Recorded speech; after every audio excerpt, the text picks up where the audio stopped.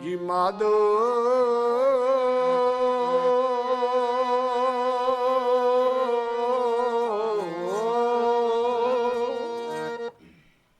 साधु जन दे मिला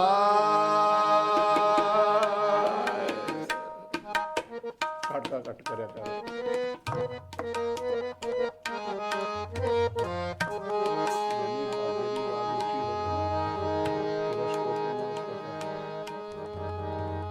माधो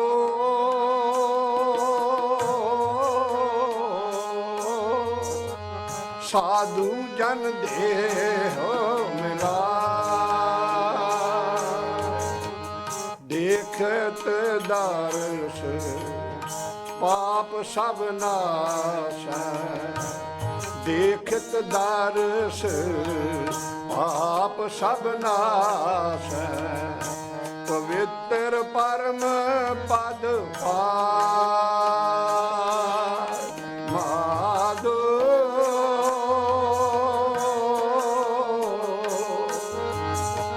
साधु ज्ञान दे मिला माधो साधु जन दे मिला देखत दर्श पाप सब नाश देखत दर्श पाप सब नाश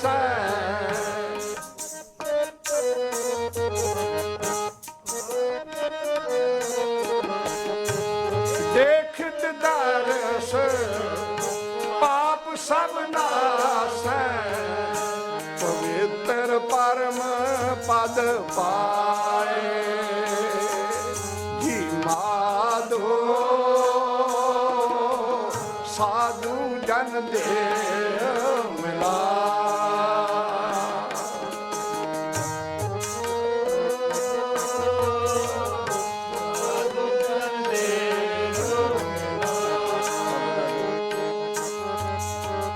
देखत दर्श पाप सब नाश देखत दर्श पाप सब नाश पवित्र परम पद पाए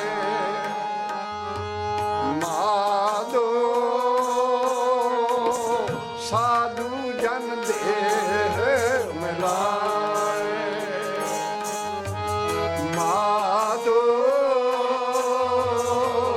साधु जन देहो देहो मिला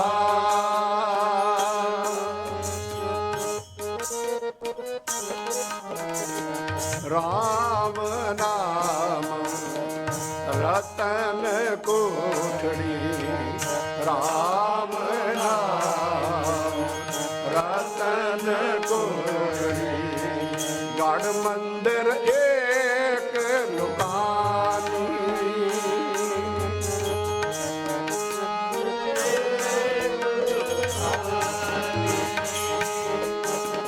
सतगुर मेरा ता खोजिया सतगुर मेरा ता खोजिया मिल ज्योति ज्योत समानी माधो साधु जन देहो मिलाए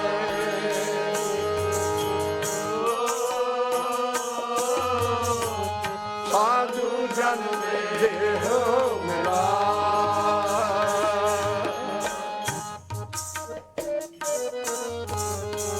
देखत दर्श पाप सब नाश देखत दर्श पाप सब नाश पवित्र परम पद पार माधो साधु जन देहो मिलाए साधु साधु जन देहो मिलाए।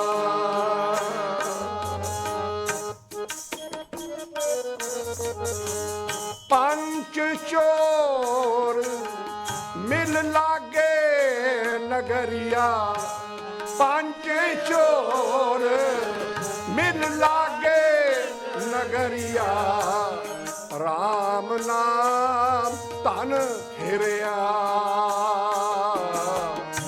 राम नाम तन हिरिया।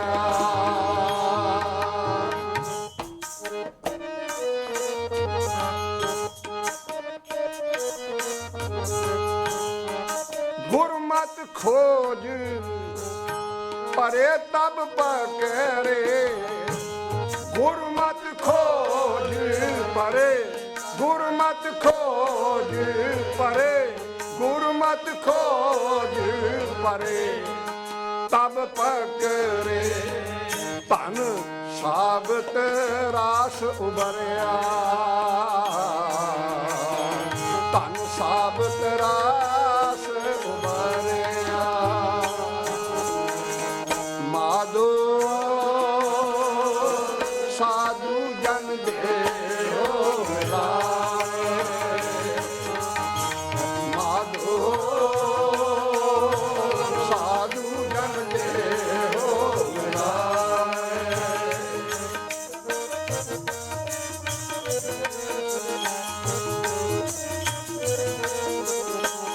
पाखंड भरम उपाव कर ठाके हृदय अंतर माया माया।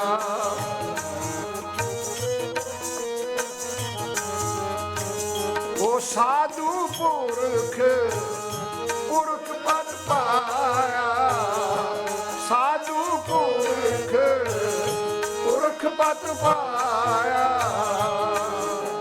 अज्ञान अंधेर गवाया अज्ञान अंधेर गवाया। माधो साधु जन देहो मिलाए माधो साधु जन देहो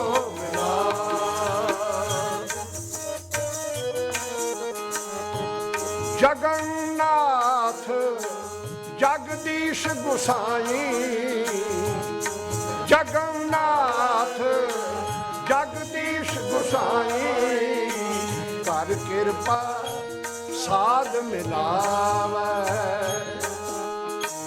कर कृपा साध मिलावे।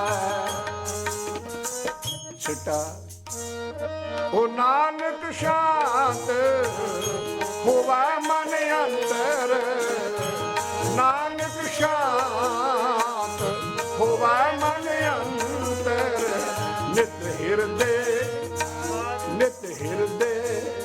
हाँ नित हृदय हर गुण गावे। माधो साधु जन देहो मिलाए माधो साधु जन देहो मिलाए। देखत दर्श पाप सब नासै देखत दर्श पाप सब नासै। पवित्र परम पद पाए माधो जन देहो मिलाए माधो साधु जन देहो मिलाए। हम संतन की रेणु प्यारे हम संतन की शरणा हम संतन की धरना बोलो हम संतन की रेणु संतन की शरणा, हम संतन की शरणा। संत हमारी मोक्षदायी, संत हमारा गहना। हम संतन स्यो बन आई,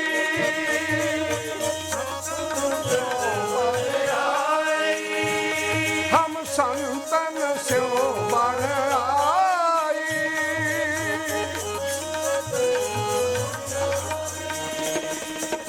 पूरब लिखिया पाई, पूरब लिखिया पाई, एह मन तेरा पाई, एह मन तेरा पाई। संतन स्यो मेरी लेवा देवी, संतन स्यो ब्योहारा, संतन स्यो मेरी लेवा देवी, संतन स्यो ब्योहारा। संतन स्यो हम लाहा खाटिया, हर भक्त परे भंडारा।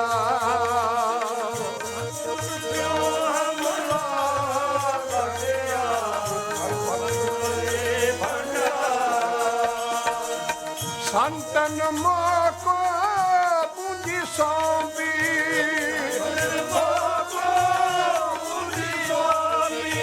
तो उतरिया मन का धोखा,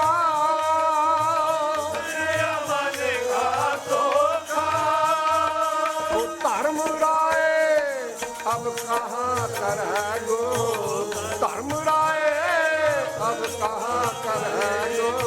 जो फाट्यो संग लो लेखा, जो फाट्यो संग लो लेखा। हम संतन की प्यारे, हम संतन की शरणा, हम संतन की शरणा, हम संतन की प्यारे, हम संतन की शरणा,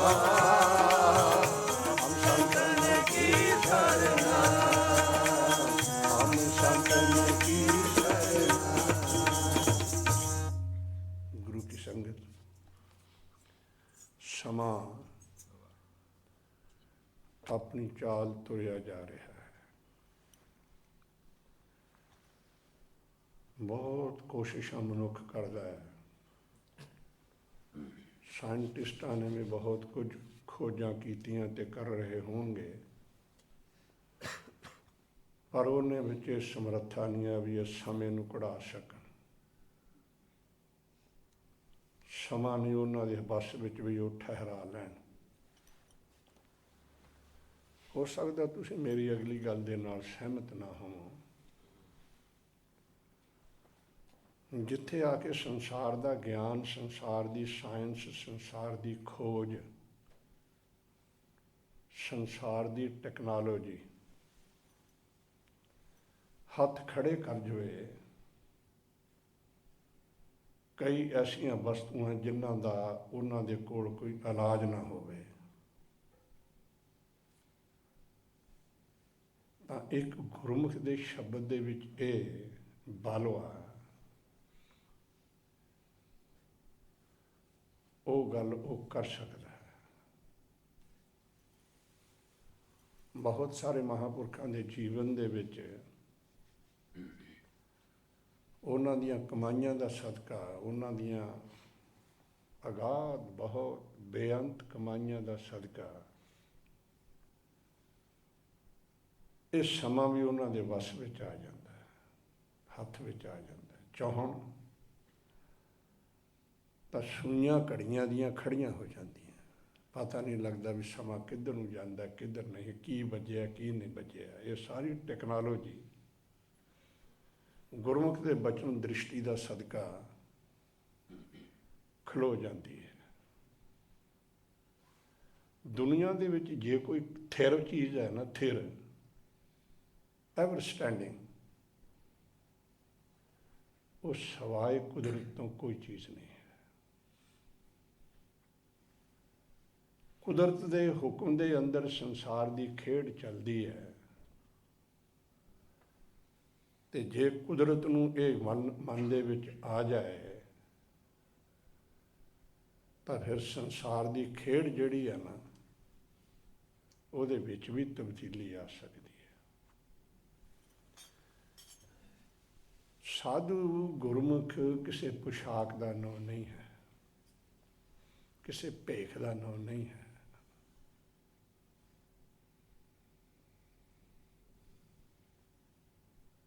ਮਿੱਤਰ ਨਾ ਇਠ ਤਨ ਰੂਪ,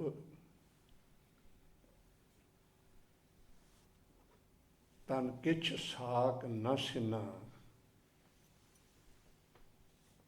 ਮਿੱਤਰ ਨਾ ਇਠ ਤਨ ਰੂਪਹੀਨ, ਕਿਛ ਸਾਕ ਨ ਸਿਨਾ।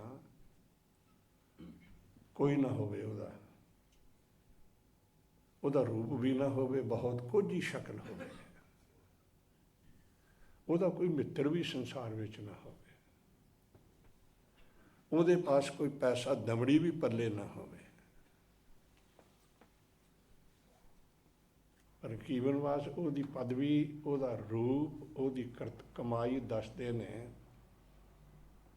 ਰਾਜਾ ਸਗਲੀ ਸ੍ਰਿਸ਼ਟ ਕਾ, ਕੰਡੀਸ਼ਨ ਇਹ ਹੈ ਵੀ ਹਰ ਨਾਮ ਮਨ ਭਿੰਨਾ। ਰਾਜੇ ਦੇ ਹੁਕਮ ਦੇ ਅੰਦਰ ਲੁਕਾਈ ਚੱਲਦੀ ਹੈ। ਰਾਜੇ ਦੇ ਹੁਕਮ ਵਿੱਚ ਸਮਾਂ ਨਹੀਂ ਚੱਲਦਾ ਹੈ। ਰਾਜੇ ਦੇ ਹੁਕਮ ਦੇ ਅੰਦਰ ਕੋਰਟਸ ਚੱਲ ਸਕਦੀਆਂ, ਉਹਨਾਂ ਦੀਆਂ ਕਾਰਵਾਈਆਂ ਚੱਲ ਸਕਦੀਆਂ। ਰਾਜੇ ਦੇ ਹੁਕਮ ਵਿੱਚ ਸਮਾਂ ਨਹੀਂ ਚੱਲ ਸਕਦਾ।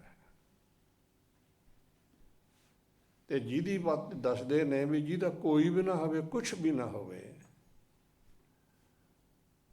ਤੇ ਉਹਦੇ ਬਚਨ ਦੇ ਵਿੱਚ, ਉਹਦੀ ਦ੍ਰਿਸ਼ਟੀ ਦੇ ਵਿੱਚ ਇਹ ਸਮਰੱਥਾ ਹੈ, ਉਹ ਜੋ ਚਾਹੇ ਸੋ ਕਰ ਸਕਦਾ ਹੈ। ਸਮਾਂ ਫੇਰ ਵੀ ਆਪਣੀ ਚਾਲ ਤੁਰਿਆ ਜਾਂਦਾ ਹੈ ਕਿ ਮੇਰੇ ਸਾਹਮਣੇ ਲਾਤੀ ਘੜੀ, ਇਹਨੂੰ ਦੇਖਦੇ ਕਿ ਫਿਰ ਆਸਾ ਦੀ ਵਾਰ ਦੇ ਜਿੰਨੇ ਰਹਿੰਦੇ ਛੱਕੇ ਨੇ ਉਹਨਾਂ ਨੂੰ ਛੇਤੀ ਛੇਤੀ ਪੂਰੇ ਕਰਨਾ ਪੈਂਦਾ। ਪਰ ਜਦੋਂ ਮੰਡਲ ਬਣਿਆ ਹੋਵੇ, ਰੰਗ ਰਤੇ ਗੁਰਮੁਖ ਸਾਥੀ ਬੈਠੇ ਹੋਣ, ਫਿਰ ਉੱਥੇ ਅਤ ਮੰਦ ਭਾਗ ਹੋਣ, ਤਾਂ ਫਿਰ ਇਸ ਗੱਲ ਦਾ ਧਿਆਨ ਆਉਂਦਾ ਵੀ ਸ਼ਹੀਦੇ ਕੇ ਆਸਾ ਦੀ ਵਾਰ ਪੂਰੀ ਕਰੀਏ ਤੇ ਘਰ ਨੂੰ ਚੱਲੀਏ, ਪ੍ਰਸ਼ਾਦੇ ਛਕੀਏ। ਨਹੀਂ, ਇਹ ਗੁਰੂ ਕੀ ਸੰਗਤ ਇੱਕ ਬਿਲਕੁਲ ਸਚਾਈ ਹੈ। ਕੀਰਤਨ ਮੰਡਲ ਇੱਕ ਐਸਾ ਹੈ, ਕੀਰਤਨ ਰਸ ਇੱਕ ਐਸਾ ਹੈ, ਸ਼ਬਦ ਦਾ ਪੰਗੂੜਾ ਇੱਕ ਐਸਾ ਹੈ। ਸੁਰਤ ਨੂੰ ਜੇ ਸਰੀਰ ਵਿੱਚੋਂ ਕੱਢ ਕੇ ਕਿਸੇ ਹੁਲਾਰੇ ਵਿੱਚ ਲਿਆਉਣ ਵਾਲੀ ਵਸਤੂ ਤਾਂ ਗੁਰੂ ਦੀ ਕੀਰਤੀ ਹੈ। ਕੀਰਤਨ ਆਤਮਾ ਨੂੰ ਸਰੀਰ ਵਿੱਚੋਂ ਕੱਢ ਲੈਂਦਾ ਹੈ, ਤੇ ਦੁੱਖ ਤੇ ਸੁੱਖ ਦਾ ਮਹਿਸੂਸ ਕਰਨਾ ਇਹ ਸਰੀਰ ਦਾ ਕੰਮ ਹੈ, ਆਤਮਾ ਦਾ ਕੰਮ ਨਹੀਂ। ਜੇ ਆਤਮਾ ਦਾ ਕੰਮ ਦੁੱਖ ਸੁੱਖ ਮਹਿਸੂਸ ਕਰਨਾ ਹੁੰਦਾ ਨਾ, ਫਿਰ ਤਵੀਆਂ ਤੇ ਆਸਣ ਵੀ ਨਾ ਲੱਗਦੇ, ਫਿਰ ਨਿੱਕੇ ਨਿੱਕੇ ਬਾਲ ਵੀ ਆਪਣੀਆਂ ਅੱਖਾਂ ਦੇ ਸਾਹਮਣੇ ਮਾਵਾਂ ਪੁਰਜਾ ਕਰਵਾ ਕੇ ਝੋਲੀਆਂ ਅੱਡ ਕੇ ਉਹਨਾਂ ਨੂੰ ਇਸ ਰੂਪ ਵਿੱਚ ਆਪਣੀ ਝੋਲੀ ਵਿੱਚ ਨਾ ਪਵਾਉਂਦੀਆਂ। ਉਹਨਾਂ ਨੂੰ ਪਤਾ ਹੈ ਜਿਸ ਵਸਤੂ ਦੇ ਪੁਰਜੇ ਕੀਤੇ ਨੇ, ਅਸਲੀਅਤ ਇਹ ਨਹੀਂ ਹੈ। ਇਹ ਤਾਂ ਮੇਰੇ ਲਾਲ ਦੇ ਵਸਣ ਵਾਲਾ ਇੱਕ ਘਰ ਸੀ। ਇਸ ਜਰਵਾਣੇ ਇਹ ਸਮਝਦੇ ਨੇ ਵੀ ਮੇਰੇ ਲਾਲਾਂ ਦੇ ਵਸਣ ਵਾਲਾ ਇਹ ਸੋਹਣਾ ਸੁੰਦਰ ਮਾਹੀ ਦਾ ਬਖਸ਼ਿਆ ਹੋਇਆ ਘਰ ਢਾਹ ਕੇ ਅਸੀਂ ਪਤਾ ਨਹੀਂ ਕੀ ਕੁਝ ਕਰ ਦਿਆਂਗੇ। ਮਾਵਾਂ ਦੇ ਪੁੱਤਾਂ ਦੀਆਂ ਪੋਟੀਆਂ ਦਾ ਭਾਵੇਂ ਉਹਨਾਂ ਦੀ ਝੋਲੀ ਵਿੱਚ ਨੇ, ਪੁੱਤ ਉਹਨਾਂ ਦੇ ਫੇਰ ਵੀ ਉਹਨਾਂ ਦੇ ਗਲ ਨਾਲ ਲੱਗੇ ਹੋਏ ਨੇ ਰੂਹ ਦੇ ਰੂਪ ਵਿੱਚ। ਪੁੱਤਰ ਫੇਰ ਵੀ ਮੰਮੀ ਮਾਂ ਕਹਿ ਕੇ ਉਹਨਾਂ ਦੇ ਗਲ ਨੂੰ ਚਿੰਬੜੇ ਹੋਏ ਨੇ। ਪਰ ਇਹ ਕੌਤਕ ਉਹ ਜਰਵਾਣੇ ਨਹੀਂ ਵੇਖ ਸਕਦੇ, ਮਾਵਾਂ ਜਾਣਦੀਆਂ। ਐਸੀ ਇਹ ਗੱਲ ਹੈ, ਇਹ ਸਰੀਰ ਦਾ ਧਰਮ ਹੈ। ਤੇ ਗਰੀਬ ਨਿਵਾਜ ਸਤਿਗੁਰੂ ਪਾਤਸ਼ਾਹ ਕੀਰਤਨ ਦਾ ਪੰਗੂੜੇ ਦੇ ਵਿੱਚ ਜਦੋਂ ਸੁਰਤਾਂ ਸਿੰਘਾਂ ਦੀਆਂ, ਗੁਰੂ ਕੇ ਲਾਲਾਂ ਦੀਆਂ, ਸ਼ਬਦ ਦੇ ਆਸ਼ਕਾਂ ਦੀਆਂ ਜੁੜ ਜਾਂਦੀਆਂ ਨੇ, ਉਹ ਦੋ ਚੀਜ਼ਾਂ ਦੀ ਕੈਦ ਤੋਂ ਨਿਰਲੇਪ ਹੋ ਜਾਂਦੇ ਨੇ। ਇੱਕ ਸਰੀਰ ਦੀ ਕੈਦ ਤੋਂ, ਇੱਕ ਸਮੇਂ ਦੀ ਕੈਦ ਤੋਂ। ਜੇ ਉਹਨਾਂ ਦੀ ਸੁਰਤ ਨੂੰ ਗੁਰੂ ਨੇ ਹੁਲਾਰਾ ਦੇ ਦਿੱਤਾ ਵੀ 5 ਵਜੇ ਕੀਰਤਨ ਸ਼ੁਰੂ ਹੋ ਗਿਆ, ਤੇ ਸ਼ਾਮ ਦੇ 5 ਵੀ ਕੀਰਤਨ ਕਰਦਿਆਂ ਵੱਜ ਸਕਦੇ ਨੇ। ਜ਼ਰੂਰੀ ਨਹੀਂ ਹੈ ਵੀ 8 ਵਜੇ 8:30 ਵਜੇ ਦੀ ਉਹਦੀ ਸਮਾਪਤੀ ਕਰਨੀ, ਸ਼ਾਮ ਦੇ 5 ਵੀ ਵੱਜ ਸਕਦੇ ਆ। ਪਰ ਵੱਜਦੇ ਉਹਨਾਂ ਦੇ ਨੇ ਜਿਨ੍ਹਾਂ ਦੀਆਂ ਸੁਰਤਾਂ ਕੀਰਤਨ ਦੇ ਪੰਗੂੜੇ ਵਿੱਚ ਬਹਿ ਕੇ ਉਸ ਇਲਾਹੀ ਦਰਗਾਹ ਦਾ, ਉਸ ਰਸ ਦਾ ਸੁੱਖ ਮਾਣਦੀਆਂ ਨੇ। ਇਹੋ ਜਿਹੀ ਆਤਮਿਕ ਅਡਾਰੀ ਵਾਲਿਆਂ ਗੁਰਮੁਖਾਂ, ਮਹਾਂਪੁਰਖਾਂ ਦਾ ਕਹਿ ਲਓ, ਸੰਤ ਕਹਿ ਲਓ, ਸਿੱਖ ਕਹਿ ਲਓ, ਸਾਧੂ ਕਹਿ ਲਓ, ਜੇ ਤੁਸੀਂ ਮੇਰੇ ਤੇ ਨਾਰਾਜ਼ ਨਾ ਹੋਵੋ, ਉਹਨੂੰ ਭਾਵੇਂ ਇੱਕ ਹੋਰ ਸ਼ਬਦ ਨਾਲ ਸੇਖੜਾ ਕਹਿ ਕੇ ਵੀ ਉਹਨੂੰ ਯਾਦ ਕਰ ਲਓ। ਨਹੀਂ ਐਵੇਂ ਕਹਿੰਦੇ ਹੈ ਐਵੇਂ ਸਿੱਖੜਾ ਜਾਂ ਕੀ ਕਰਦਾ ਤੁਰਿਆ ਫਿਰਦਾ, ਇਹਦਾ ਅਰਥ ਇਹ ਨਹੀਂ। ਇਹ ਪੁੱਛੋ ਗੁਰੂ ਸਾਹਿਬ ਨੂੰ, ਉਹਨਾਂ ਨੇ ਇਹ ਗੱਲ ਆਖੀ ਸੀ, ਜੋ ਦੀਸੇ ਗੁਰ ਸਿੱਖੜਾ ਤੇ ਨਿਭ ਨਿਭ ਲਾਗੋਂ ਪਾਏ ਜੀਓ। ਕਿਉਂ? ਕਹਿੰਦੇ ਮੈਂ ਇਸ ਕਰਕੇ ਉਹਨਾਂ ਦੇ ਪੈਰੀ ਲੱਗਾਂਗਾ, ਮੈਂ ਉਹਨਾਂ ਦੇ ਚਰਨ ਫੜ ਕੇ ਨਾ ਫਿਰ ਹਿੱਲਣਗੇ ਨਹੀਂ, ਤੁਰਨਗੇ ਨਹੀਂ। ਜਦੋਂ ਮੈਂ ਨੀਵਾਂ ਢਹਿ ਕੇ ਚਰਨਾਂ ਵਿੱਚ ਪਿਆ ਹੂੰ, ਚਰਨ ਪਕੜੇ ਹੋਏ ਹੋਣਗੇ ਨਾ, ਫਿਰ ਉਹਨਾਂ ਦੀ ਦ੍ਰਿਸ਼ਟੀ ਜਿਹੜੀ ਹੈ ਨਾ ਹੇਠਾਂ ਨੂੰ ਪਊਗੀ, ਹੇਠਾਂ ਨੂੰ, ਕਿਉਂਕਿ ਚਰਨ ਹੇਠਾਂ ਨੇ ਪਕੜੇ ਨੇ ਕਿਸੇ ਨੇ। ਜਦੋਂ ਕਿਸੇ ਨੇ ਛਡਾਉਣੇ ਹੋਣ ਨਾ, ਕੋਈ ਨਿਰਦਈ ਹੋਵੇ ਤਾਂ ਗੱਲ ਵੱਖਰੀ ਹੈ, ਮੈਂ ਉਹਦੀ ਗੱਲ ਤਾਂ ਵਿਆਖਿਆ ਤਾਂ ਨਹੀਂ ਕਰਦਾ। ਪਰ ਜੇ ਕਿਸੇ ਗੁਰਮੁਖ ਨੇ ਛਡਾਉਣੇ ਹੋਣਗੇ ਨਾ, ਫਿਰ ਉਹ ਪਿਆਰ ਦੀ ਦ੍ਰਿਸ਼ਟੀ ਉਹਦੇ ਸਰੀਰ ਦੇ ਉੱਤੇ ਜ਼ਰੂਰ ਕਰੂ ਜਿਹੜਾ ਚਰਨੀ ਟੱਠਾ ਹੋਇਆ। ਗੁਰੂ ਕੀ ਸੰਗਤ ਇਹ ਇੱਕ ਦ੍ਰਿਸ਼ਟੀ ਜਿਹੜੀ ਹੈ ਨਾ, ਇਹ ਔਖਸ਼ਤੀ ਹੈ, ਇਹ ਦਵਾਈ ਹੈ। ਉਸ ਦੇ ਸਰੀਰਕ ਰੋਗ ਤਾਂ ਕਿਹਦੇ ਵਿਸਾਰੇ ਉਸ ਦੇ ਮਾਨਸਿਕ ਰੋਗ ਵੀ ਰਹਿੰਦੇ ਨਹੀਂ ਜੇ ਦ੍ਰਿਸ਼ਟੀ ਪੈ ਜਾਏ। ਤੇ ਮਹਾਨ ਪਾਤਸ਼ਾਹ ਬੇਹਸ ਬਖਸ਼ਿਸ਼ ਕਰਨ, ਉਹਦਾ ਭਾਵੇਂ ਲਿਬਾਸ ਕੋਈ ਵੀ ਹੋਵੇ, ਉਹਦੇ ਤੇੜ ਇੱਕੋ ਇੱਕ ਗੁਰੂ ਦੀ ਬਖਸ਼ੀ ਰਹਿਤ ਦਾ ਅੰਗ ਕਸ਼ਹਿਰਾ ਹੋਵੇ, ਹੋਰ ਸਰੀਰ ਦੇ ਉੱਤੇ ਓਢਣ ਲਈ ਕੋਈ ਵਸਤਰ ਨਾ ਹੋਵੇ, ਬਿਲਕੁਲ ਨਾ ਹੋਵੇ। ਧੁੱਪ ਦੇ ਵਿੱਚ ਵੀ ਉਹਦਾ ਧੁੱਪ ਦੇ ਕਾਰਨ ਪਿੰਡਾ ਲੂਹ ਹੁੰਦਾ ਹੋਵੇ, ਤੇ ਠੰਡ ਦੇ ਕਾਰਨ ਵੀ ਉਹਦਾ ਪਿੰਡਾ ਜਿਹੜਾ ਠਰਦਾ ਹੋਵੇ। ਪਰ ਅੰਦਰ ਤੁਕੀ ਅੰਦਰ ਚੰਗਿਆੜੀ ਭਖਦੀ ਹੋਵੇ ਨਾਮ ਦੀ। ਫਿਰ ਜੋ ਉਹਦਾ ਨਿੱਘਵਾ ਨਾ, ਉਹ ਸਰੀਰ ਨੂੰ ਕਸ਼ਟ ਦਾ ਮਹਿਸੂਸ ਨਹੀਂ ਹੋਣ ਦਿੰਦਾ। ਇਹ ਰੀਜ਼ਨ ਹੈ। ਸਿੱਖਾਂ ਨੇ ਐਡੀਆਂ ਐਡੀਆਂ ਵੱਡੀਆਂ ਵੱਡੀਆਂ ਕੁਰਬਾਨੀਆਂ ਦੇ ਦਿੱਤੀਆਂ। ਮੈਂ ਸਮਾਪਤੀ ਕਰੀਏ, ਮੈਂ ਗੱਲ ਕਰ ਰਿਹਾ ਸੀ, ਗੁਰਮੁਖਾਂ ਦੇ ਜੀਵਨ ਜਦੋਂ ਪੜ੍ਹੀਦੇ ਆ ਨਾ, ਤਾਂ ਅਕਲ ਕਈ ਦਫਾ ਚਕਰਿਤ ਹੋ ਜਾਂਦੀ ਹੈ। ਸੰਸਾਰ ਜਿਹੜਾ ਹੈ ਉਹ ਇਹਨੂੰ ਮੰਨਣੋਂ ਵੀ ਕੁਝ ਡਰਦਾ, ਭਾਵੇਂ ਉਸ ਵੇਲੇ ਸੁਣ ਕੇ ਉਹਦੇ 'ਤੇ ਕਿੰਤੂ ਪਰੰਤੂ ਨਾ ਕਰੇ, ਪਰ ਮਗਰੋਂ ਜ਼ਰੂਰ ਸੋਚਦਾ ਵੀ ਹੈ ਇਹ ਕਿਵੇਂ ਹੋ ਜੂ। ਅੰਗਰੇਜ਼ੀ ਵਾਲੇ ਕਹਿੰਦੇ nothing is impossible in the world. ਦੁਨੀਆ 'ਚ ਕੋਈ ਐਸੀ ਹਸਤੀ ਨਹੀਂ ਜਿਹੜੀ ਨਾ ਹੋ ਸਕਦੀ ਹੈ। ਵਿਗਿਆਨੀਆਂ ਦੇ ਗਿਆਨ ਦੇ ਰੰਗ ਦੇ ਵਿੱਚ ਭਾਵੇਂ ਨਾ ਹੋ ਸਕਦੀ ਹੋਵੇ, ਸੰਸਾਰਕ ਦਿਮਾਗੀ ਖੋਜੀਆਂ ਦੇ ਘੱਲ ਵਿੱਚ ਉਹਦੀ ਖੋਜ ਦੇ ਵਿੱਚ ਘੱਟ ਹੋਣ ਦਾ ਸਦਕਾ ਕੋਈ ਨਾ ਪੂਰੀ ਹੋ ਸਕਦੀ ਹੋਵੇ, ਤੇ ਜਿਹੜੇ ਆਤਮਿਕ ਵਿਗਿਆਨੀ ਨੇ ਨਾ, ਸਾਇੰਟਿਸਟ ਜਿਹਨੂੰ ਆਪਾਂ ਕਹਿੰਦੇ ਹਾਂ, ਖੋਜੀ ਕਹੀਏ, ਉਹਨਾਂ ਦੇ ਗਿਆਨ ਦੇ ਵਿੱਚ ਇਸ ਗੱਲ ਦੀ ਸ਼ਕਤੀ ਹੈ। ਇੱਕ ਗੱਲ ਯਾਦ ਰੱਖਣ ਵਾਲੀ ਹੈ, ਦਿਮਾਗ ਦੀ ਬਹੁਤ ਵੱਡੀ ਸ਼ਕਤੀ ਹੈ। ਦਿਮਾਗ ਦੀਆਂ ਵੱਡੀਆਂ ਵੱਡੀਆਂ ਕਾਢਾਂ ਨੇ। ਚੰਦਰਮਾ 'ਤੇ ਚਲਿਆ ਗਿਆ, ਅੱਜ ਤੁਸੀਂ ਆ ਕੰਪਿਊਟਰ ਵੇਖਦੇ ਹੋ ਕੀ ਕੁਝ ਹੋਇਆ ਪਿਆ, ਇਹ ਸਭ ਦਿਮਾਗੀ ਐਨਾਲਿਸਿਸ ਹੈ। पर एक गल याद रखने वाली है, इस दिमाग की काणी कौडी कीमत नहीं जे इनू शक्ति आत्मा ना देवे। कौडी कीमत नहीं है। ਇਹਦਾ ढांचा बनया बनाया रह जाए, सुन हो जाओ जे आत्मा ਇਹਦਾ साथ छड़ जाए। ਇਹਦੀ शक्ति का केंद्र दाता समझण वाला पॉइंट है, आत्मा है।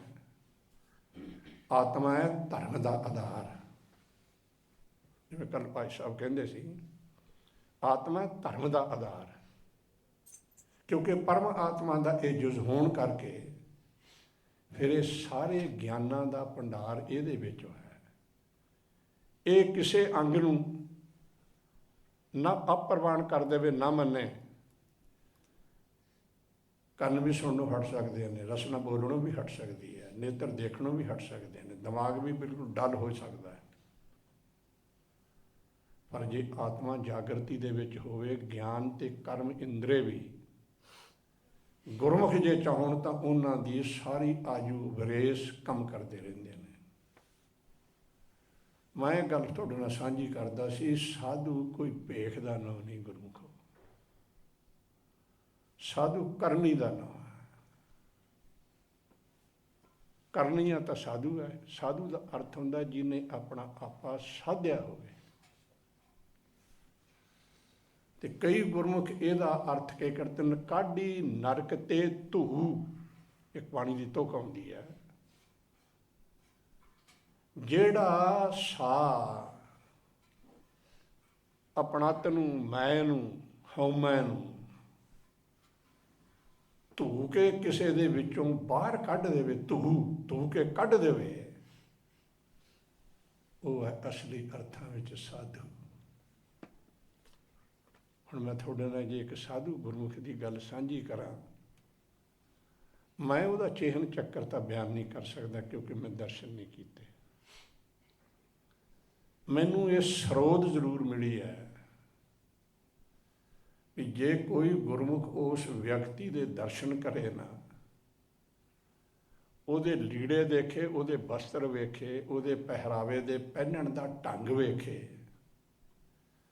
ਤਾਂ कोई बंदा भी ये वेख के उन्होंने कह नहीं सकूगा भी ये भी कोई नाम रसिया ते सिमरन करने वाला साधु गुरमुख है। पर आत्मा च दर्द इन्ना है, दया इन्नी है, जिन्हों हाड़िया नहीं जा सकता, हाड़िया मापिया नहीं जा सकता। वो गुरु के लालसान संत सुंदर सिंह जी अली बेग वाले, अली बेग बहुत सारिया जीवन दियाँ हो सकता मैं कदे अगे भी आप जी के नाल उन्होंने दे जीवन दी एक दो चार साझियां कीतियां हन। एक ज्ञान ध्यान विच आई चीज़ तुरे तुरे जाते हैं। साधु की आत्मा दयावान वेखो कितनी है, तो साधु के हथ दे विच शक्ति की है। दो चीज़ों का एनालिसिस करो, हाड़ा करो।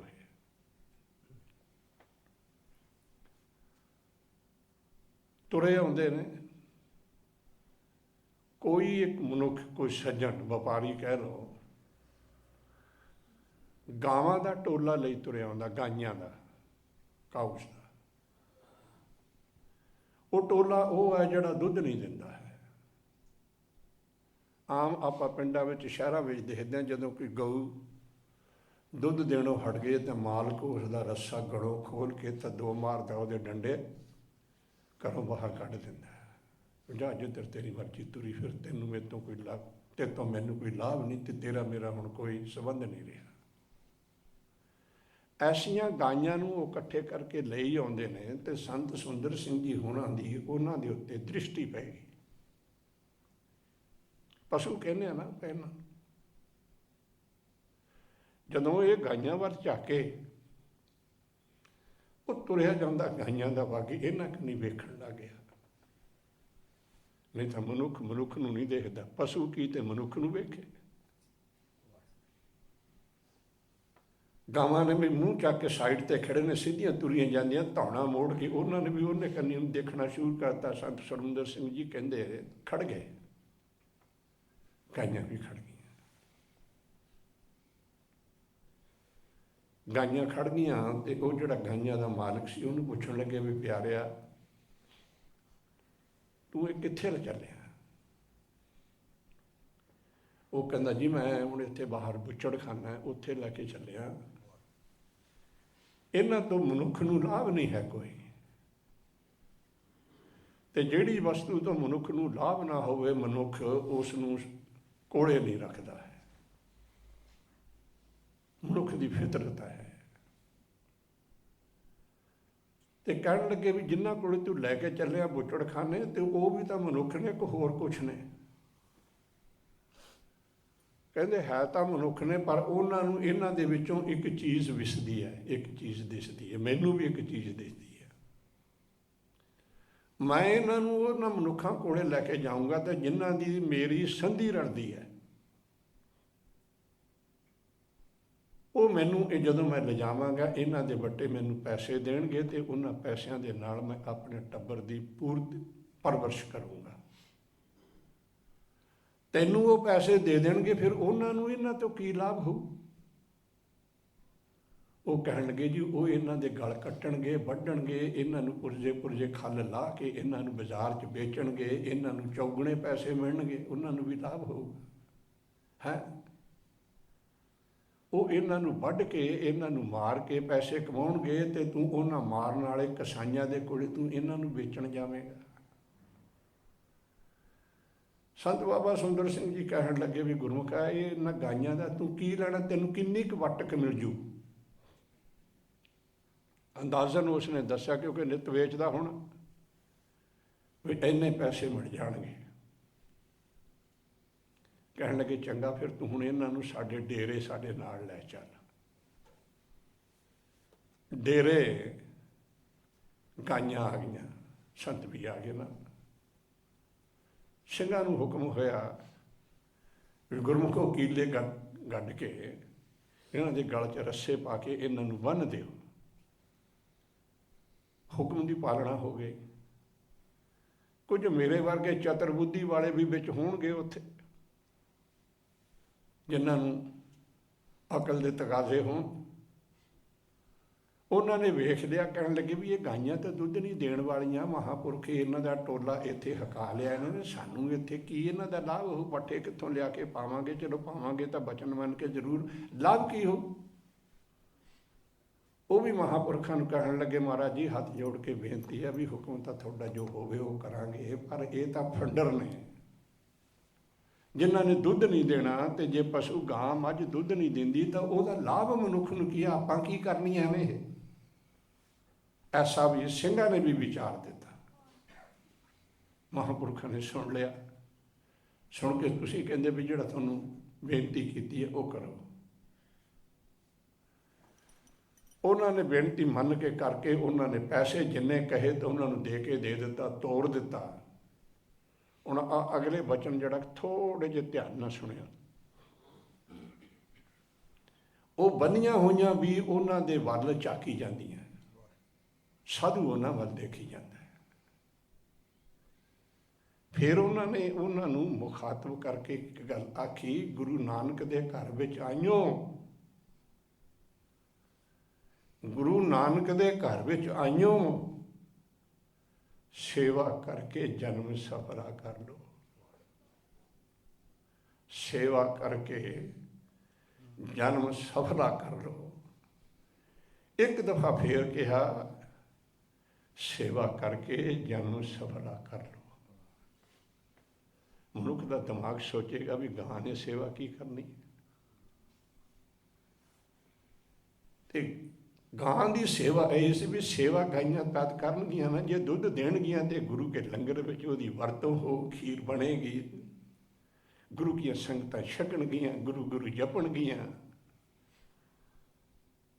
ਤੇ ਇਹ ਗੱਲ ਉਹਨਾਂ ਨੂੰ ਆ ਕੇ ਸੇਵਾ ਕਰ ਲਓ। ਉਹਨਾਂ ਦੇ ਪਿਆਰ ਨਾਲ ਮੂੰਹ ਦੇ ਉੱਤੇ ਹੱਥ ਫੇਰੇ, ਪਿੰਡੇ ਉੱਤੇ ਹੱਥ ਫੇਰੇ, ਆਪਣੇ ਨਾਲ ਹੱਥ ਫੇਰੀ ਜਾਣ ਤੇ ਨਾਲ ਕਹੀ ਜਾਣ ਸੇਵਾ ਕਰ ਲਓ, ਸੇਵਾ ਕਰ ਲਓ। ਕੱਲੀ ਕੱਲੀ ਦੇ ਪਿੰਡੇ ਤੇ ਫਿਰ ਕੇ ਜਦੋਂ ਹੱਥ ਫੇਰਿਆ ਨਾ ਉਹਨਾਂ ਨੇ, ਤੇ ਪਿੱਠ ਦੇ ਉੱਤੇ पिछले हिस्से के उत्ते जदों उहदे पुड़ियां दे उत्ते हथ फेरिया ना, अंतर ध्यान हो के फिर कहंदे मैं तुहानूं सारियां नूं इह गल कहना, भावें मेरा हथ किसी एक दी पिठ दे उत्ते फिर रहा, मैं तुहानूं सारियां नूं जो गुरु नानक दे दर दे उत्ते आईओ, मैं तुहानूं सारियां नूं कहना सेवा कर लो। जिन्नियां गाइयां फंडरां आईयां सी गुरु की संगत, जिवें माही ने गंगा सागर च 10वें पातशाह गुरु गोबिंद सिंह साहब जी ने दुध चो के दिता सी ना, माही ने जदों बच्चों की खबर मंगवाई रायकोट, अवसर झोटी ने दुध दिता सी, उदों मेरे सतगुरु ने जो गंगा सागर कहा भी तू भाई सेवा जे करनी है तो दुध चो लिया। दुध चोण लई बर्तन दिता सीगा गंगा सागर, ते गंगा सागर दे विच शेख सीगे, ते वेख के कहन लगा पातशाह शेख ने, कहंदे नहीं जो तू दुध चोवेगा, शेखां की दुध सिविया नहीं चोया नहीं। ते जदों महापुरख ने फेरिया ना उन्हां दी पिठ ते हथ ते कहा, सारियां नूं संबोधन करके गुरु की संगत उस गुरमुख का जीवन है दसदा, जिन्नियां गाइयां फंडर सीगियां सब दे थणी दुध आ गया। ਸਿੰਘਾਂ ਨੂੰ हुक्म है लियाओ भी बर्तन चोवो ते इन्हां दी सेवा गुरु के लंगर विच प्रवान करो। यह है साधु का करता, यह है साधु, यह साधु की दृष्टि, यह साधु के हथ का बल। कोई रोगी किसी भी रोग का ग्रसिया होया होवे ते साधु सही अर्थां विच साधु होवे, करनी का मालक होवे, बस फिर वो हथ दे विच ओहदी दृष्टि विच। मैं यही ताइयों गल कहंदा सी भी पैरी पिया जदों उहदे हथ उतों पैर छड़ाउंदे ने, साधु की दृष्टि टट्ठे हुए सिख दे शरीर दे उत्ते पैंदी है। ये उहदे दृष्टि दे उहदे रोगां दा इलाज है। हथ विच इन्नी गुरमुख दे बरकत है। मेहर रहमत बख्शिश पर यह साडी दृष्टि, यह साडी सुरत सानू गुरु बख्शे। ताइयों तां ये गल सियाणे कहिंदे ने, जे किसी दे भेख पाया होवे ना, भेख भेख उस भेख तो प्रतीत हुंदा होवे ये कोई गुरमुख है ते साधु है। गुरु के सिखां नूं ये प्रेरणा है, वो भावें भेख धारी है पर भेख है उहदे पाया होया। जे तू कुछ देख भी लवें सुन भी लवें तद उस दे उस करतब नूं अपनी रचना तो कदे भी भुल के बयान ना करी।